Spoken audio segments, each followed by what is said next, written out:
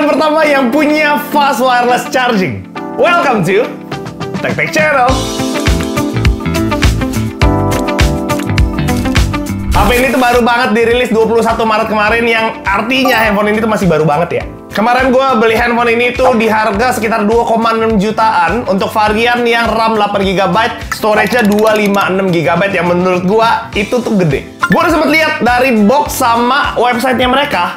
Yang paling banget di highlight sama handphone ini adalah wireless chargingnya mereka. Kenapa spesial? Karena yang pertama, handphone 2 jutaan nggak semuanya bisa wireless charging. Ya karena memang nggak fitur yang sebegitu esensi menurut gua. Yang kedua, chargingnya itu fast charging gitu. Yang ketiga, karena di dalam boxnya mereka kasih yang namanya Max Power. Ini tuh kalau misalnya kita bisa bandingkan dengan battery pack-nya si Apple, itu mirip banget coy. So far sih, tapi gue nggak ada keluhan ya waktu pakai si Max Charge ini. Gue merasa happy aja karena secara bobot tuh nggak terlalu berat. Kalau bahan sih ya memang nggak usah komplain ya. Ini masih pakai plastik dan gue sih no issue banget. Tapi memang si handphone ini tuh kagak punya magnet, jadi harus dicolokin ke casingnya. Kalau kecepatan ngecasnya sih sebenarnya cepet, tapi nggak yang istimewa banget gitu. Ada di 45 watt, yang sebenarnya sama aja kayak Infinix Note 30-nya mereka. Prosesor juga sama ya, ada di Helio G99. Ada peningkatan di layarnya mereka, karena kemarin mereka pakai IPS, kalau sekarang mereka pakai AMOLED. Kalau untuk refresh rate memang udah sama 120 Hz. Kamera juga ada peningkatan hampir setengahnya. Kalau yang kemarin 64 megapiksel, kalau yang sekarang 108 megapiksel. Tapi kalau untuk kamera memang harus dicoba langsung sih ya. Apakah sesuai sama apa yang ditulis? Apakah gue suka sama desainnya? Oke, gue personally, gue bisa bilang gue suka. Kenapa? Karena memang sebenarnya cukup unik ya dari segi warnanya. Mereka gradasi gitu, soft juga, jadi nggak terlalu lebay dan gonjreng. Warnanya ini tuh kalau misalnya digerak-gerakin, itu tuh kayak bisa apa ya? Bisa kasih aksen yang berbeda aja gitu. Menurut gue menarik. Yang kedua dari segi bahannya, menurut gue juga enak. Bahannya sih sebenarnya plastik ya, tapi finishingnya itu doff, jadi cukup lembut. Dan gue entah kenapa berasa cukup unik aja gitu punya bahan seperti ini. Enaknya juga karena bahan yang kayak gini tuh kena sidik jari tuh kagak gampang kotor gitu. Sama ada satu lagi yang paling unik, karena di bagian sini, kalau biasa kan cuma buat sekadar flash doang. Tapi ini ada yang mereka namain Hello Lightning ya. Di sini semacam LED untuk kasih tahu kalau misalnya ada notifikasi atau misalnya kita lagi ngecas dan segala macam. Buat warna-warnanya kita juga bisa ganti. Ya tuh ya, rhythmic, ada lively, sama ada AI untuk pilihannya. Warnanya juga kita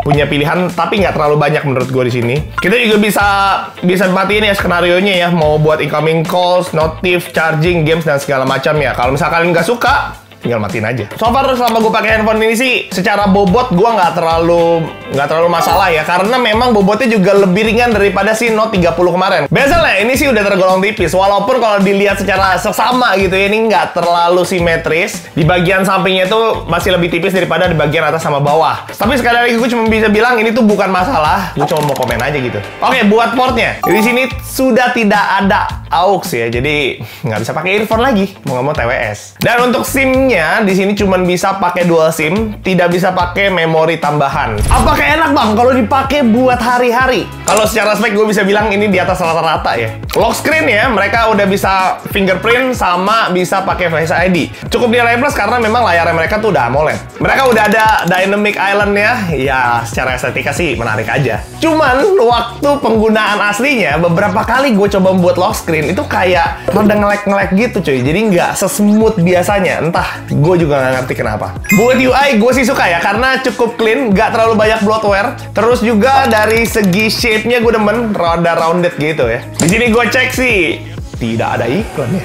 Gue coba juga buat pakai di luar ruangan, secara layar brightness-nya aman banget. Split screen gue ngerasa di sini udah lancar banget. Plus juga mereka kayak ada namanya floating windows. Jadi misal kalau gue buka notifikasi WhatsApp, dia tuh akan kebuka floating windows WhatsApp gitu loh. Ya menurut gue ini menarik juga ya, kalau misalnya kalian pengen multitasking, lagi WhatsAppan sambil pengen nonton atau nge-scroll sosmed mungkin. Cuman yang gue kurang suka karena kenapa notepad-nya mereka tidak bisa split screen. Ya gue rada bingung aja kenapa. Karena menurut gue aplikasi ini yang paling guna kalau dipakai split screen. Terus untuk hal yang cukup penting juga yaitu adalah NFC.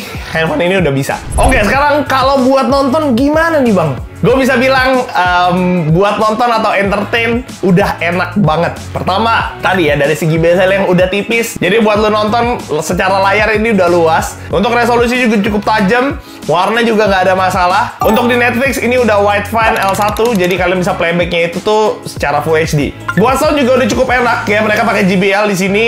Ya sependengaran gue sih memang clear, terus ditambah mereka juga udah stereo. Jadi harusnya tanpa pakai TWS pun udah nyaman kok buat nonton. Nah ini nih yang menarik. Buat foto atau video nih, gimana bang? Di atas kertas kita udah bahas ya tadi ya. Ini tuh ada di 108 megapiksel. Ya harusnya kita semua udah punya ekspektasi sebenarnya. Oke, secara fotonya menurut gua kalau dibilang ampas banget ya enggak lah ya, masih oke-oke aja. Cuman kalau dilihat lebih detail kayak misalnya nih, kita zoom deh fotonya. Sebenarnya si image processing-nya ini tuh nggak bisa nangkap terlalu bagus. Cuman mereka tuh kayak sengaja dibikin lebih tajam. Dan menurut gua rada over. Untuk fotonya itu ada yang 1 kali zoom, ada yang 3 kali zoom, dan ini nggak ada ultra wide ya, wajar-wajar aja. Gua ngerasa di foto ini bunganya itu kan berasa kayak burem ya. Padahal gue udah coba untuk ngefokusin si bunga itu, tapi kayak berasa nggak, ya tetap ngeblur gitu. Kalau buat maksimal zoomnya sih ini bisa sampai 10 kali, tapi sangat amat tidak gue sarankan. Di sini untuk selfie-nya ada option yang lebih wide, tapi menurut gue secara perbedaan nggak terlalu jauh ya. Ini untuk kualitas dari videonya, untuk maksimal videonya bisa sampai resolusi 2K 30 fps. Dan ini resolusi yang gue lagi pakai sekarang. Gimana menurut kalian juga dari segi suaranya? Mereka ada 2 fitur. Yang pertama Ultra Steady, ini tuh normal-normal aja ya. Satunya lagi Video Enhancement. Gue juga sebenarnya udah bingung sih perbedaannya di mana. Kalian bisa lihat nih perbedaan dari 2 videonya. Yang satu gue pakai, yang satu gue nggak. Yang menarik buat Super Night Mode-nya, ini tuh lumayan bagus loh. Oke, yang terakhir, kuat main game nggak bang? Dan gue pengen nambahin juga beberapa hal, karena gue rasa handphone ini cukup dikhususkan untuk main game.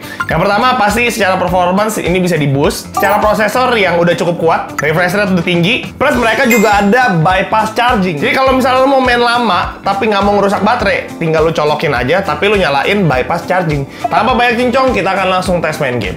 Oke, game pertama kita main Mobile Legends ya. Cukup enteng nih gamenya. Kita lihat dari settingannya di sini.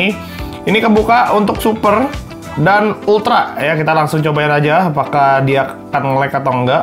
Ya, di sini gue udah main tadi 1 menitan. Gue mau cek dulu di sini bentar ya. Kita lihat dari baterainya ada 53. Kita lihat nih di sini termogan 33-34 ya untuk temperaturnya sekarang. Ya, kita sana jebret. Yeay. So far sih nggak nge-lag ya dalam kondisi war kayak gini ya. Udah 5 menit. Kita lihat lagi baterainya sekarang ada di 52. Oke, kalau untuk suhu sih kurang lebih masih sama ya. Jadi tadi sebelumnya terlalu gimana banget. Oke, sekarang sudah 10 menit gue main. Ya, udah turun 1 lagi untuk baterainya. Suhu gue ngerasa sangat aman ya. Jadi dari tadi tuh kalian bisa lihat ya, cukup stabil. Ini kita even main pun kita masih bisa buka-buka ini kayak WhatsApp segala macam di floating gitu. Udah selesaikan. Yay.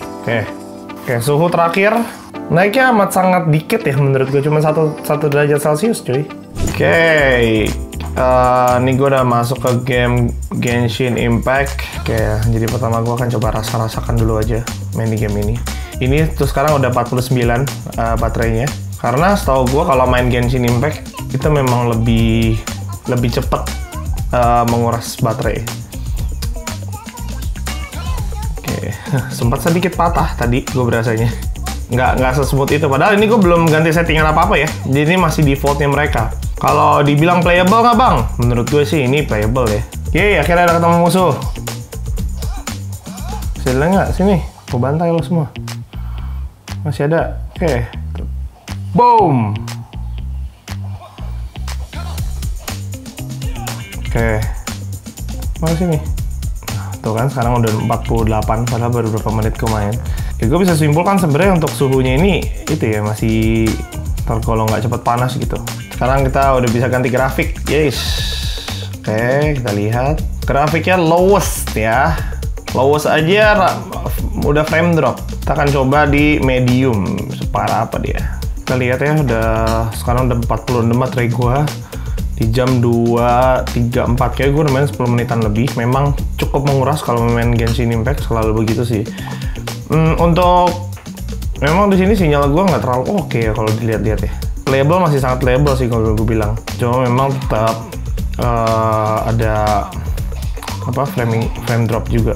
So far sebenarnya keluarin skill dan segala macam ya oke aja. Sebenarnya gue pengen tahu performanya kalau tuh sedikit patah-patah tadi sih.